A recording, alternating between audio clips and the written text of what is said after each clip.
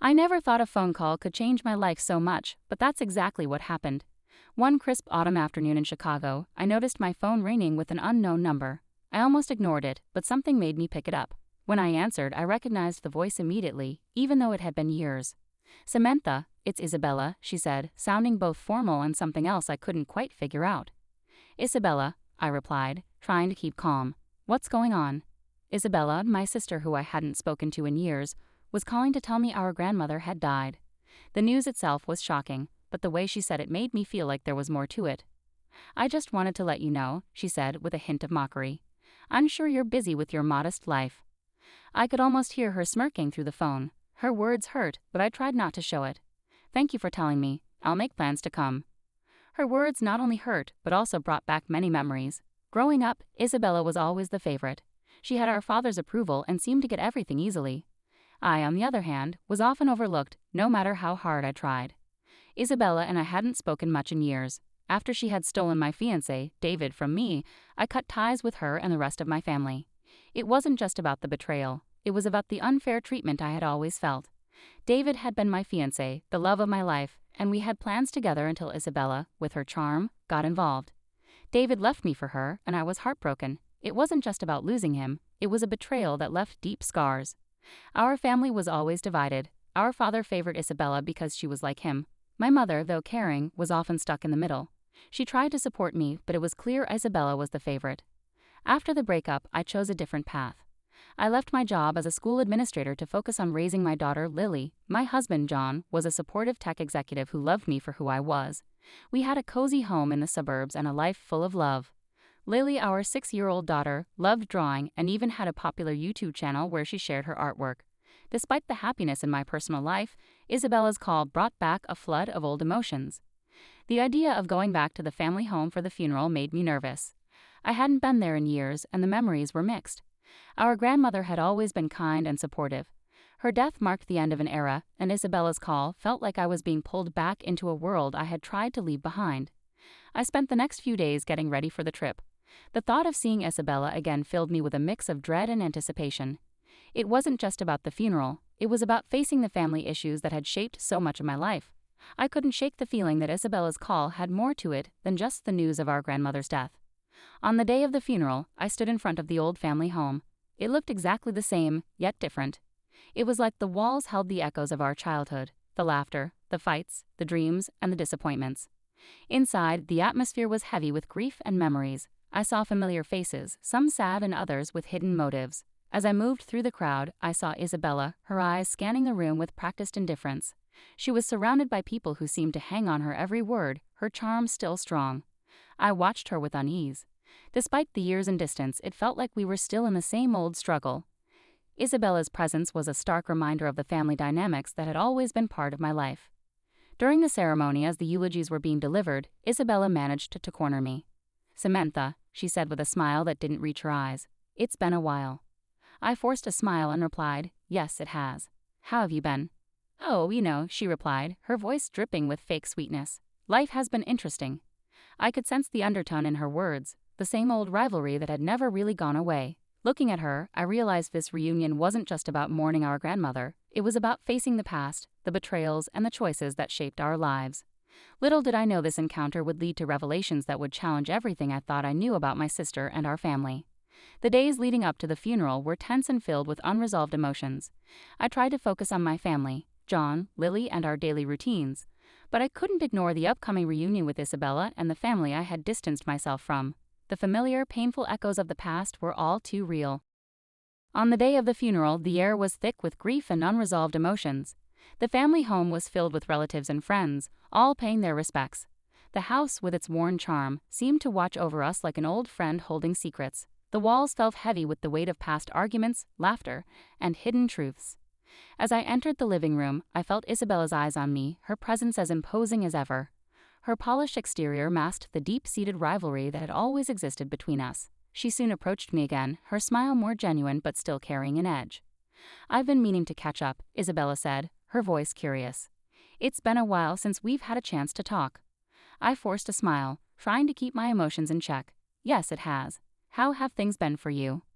"Oh, Isabella replied with a wave of her hand. "Busy, but good. I'm sure you've heard from the family about how things have been for me. I nodded, though I wasn't sure what she meant. The last I heard, Isabella was living a luxurious life in Los Angeles. The stories I heard painted a picture of success and perfection, but I knew better than to believe them completely.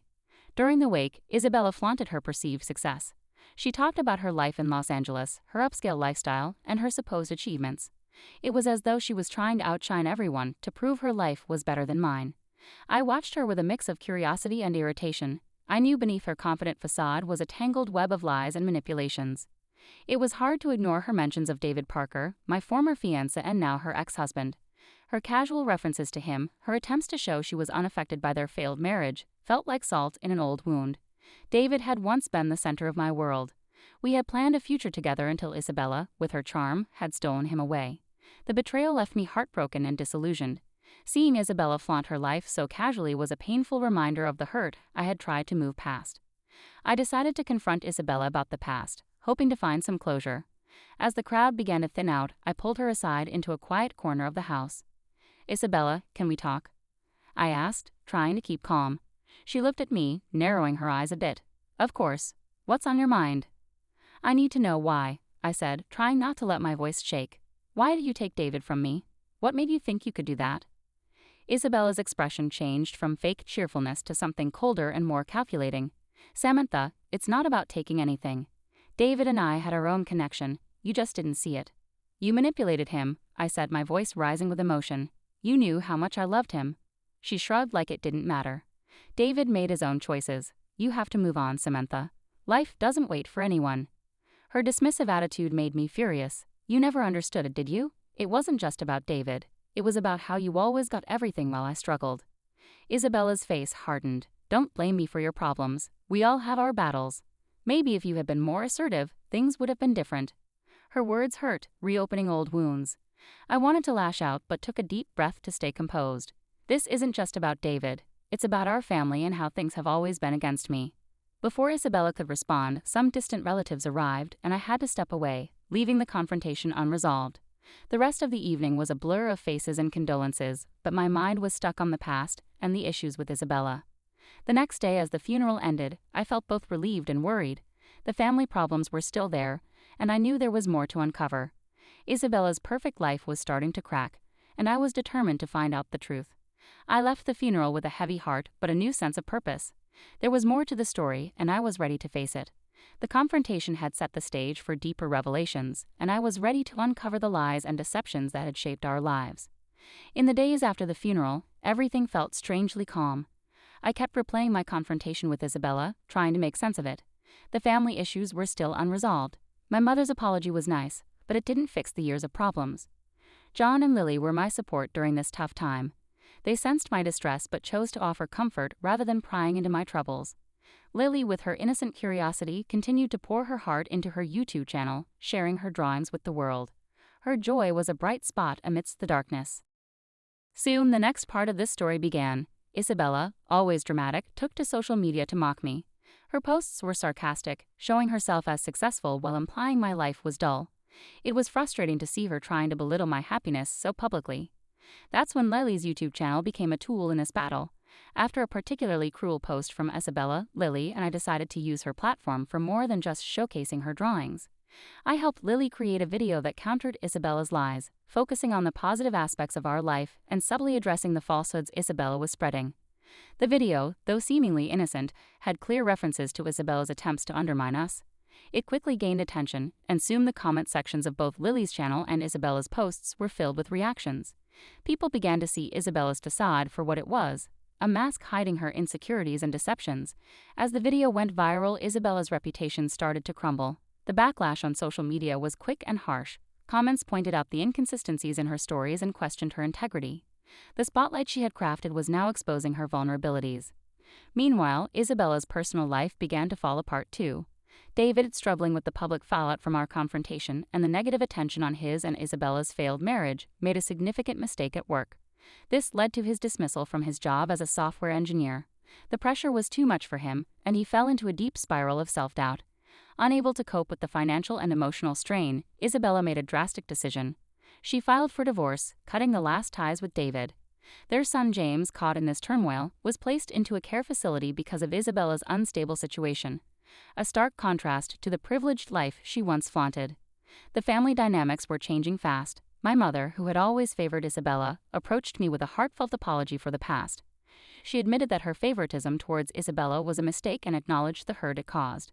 "I'm sorry for everything, Samantha," she said, her eyes filled with regret. "We should have treated you better. I see now how much pain we caused." I appreciated her words, but the scars of the past were not easily healed. I chose to keep a distant but cordial relationship with her, focusing on what truly mattered: my family's happiness and well-being. Amid these revelations, John and I decided to take a break from the chaos. We planned a joyful outing to an amusement park, a chance for Lily to enjoy herself and for us to reconnect as a family. It was a reminder of the simple joys and the love we shared. The trip was everything we needed, a day filled with laughter and bonding. It reinforced the strength of our family and highlighted the content life we had built together. It was a much-needed break from the drama and reminded me of the importance of moving forward with love and support. As we enjoyed the day, I realized that while the past had its shadows, the future held the promise of light. With Isabella's downfall and the family's apologies, I felt a sense of closure. The journey was far from over, but for now I could focus on cherishing the present and looking forward to a brighter future. The weeks after our trip to the amusement park brought a profound sense of calm. My life, once shaken by family discord, was finding its balance again. As I looked around at my little family, I realized how much we had grown through all the trials. Isabella's downfall was a hard lesson, but it was a reminder of the destructive power of envy and manipulation. Her failed attempts to belittle my life had only served to bring her own downfall into the spotlight. The divorce, the loss of her son to a care facility, and her diminishing reputation were harsh consequences of her choices. David, once a part of my life and now a figure of past regrets, faced his own challenges. His dismissal from his job left him struggling to find his footing. Yet, despite everything, I felt detached from him. My focus had shifted entirely to my own family and the life we had worked so hard to build. John and I continued to nurture our relationship, finding strength in each other. Our daughter, Lily, thrived in her creative endeavors. Her YouTube channel remained a beacon of joy and positivity, helping to distract from the negativity that had surrounded us. Watching her grow and flourish was a constant reminder of what really mattered. One day I received a letter from my mother. In it she expressed her sorrow for the way things had unfolded and asked for forgiveness. Her apology was heartfelt, but I knew that mending our relationship would take time. I responded with kindness, acknowledging her regret while emphasizing the importance of moving forward.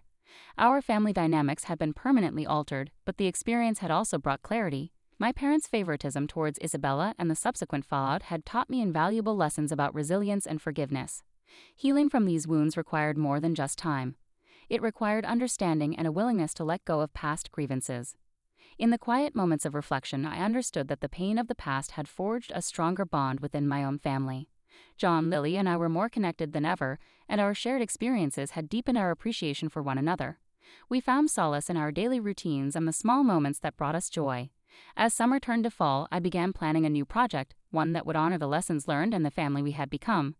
I started a community initiative focused on helping families navigate conflicts and build stronger relationships. It was a way to turn my experiences into something positive, offering support and guidance to others who might be facing similar challenges. Looking back, I saw how far we had come from those turbulent days. The confrontation at our grandmother's funeral, the subsequent revelations, and the social media battles had all led to a profound transformation. Isabella's story was a cautionary tale, but it was also a testament to my own resolve and the importance of moving forward with love. As I closed the final chapter of the story, I felt a sense of closure. The journey had been hard but also enlightening. The road ahead was filled with promise, and I was ready to embrace it with an open heart. In the end, it was the love of my family and the lessons learned that had guided me through. With John by my side, Lily's laughter brightening our days, and the community project taking shape, I knew that the future was ours to shape.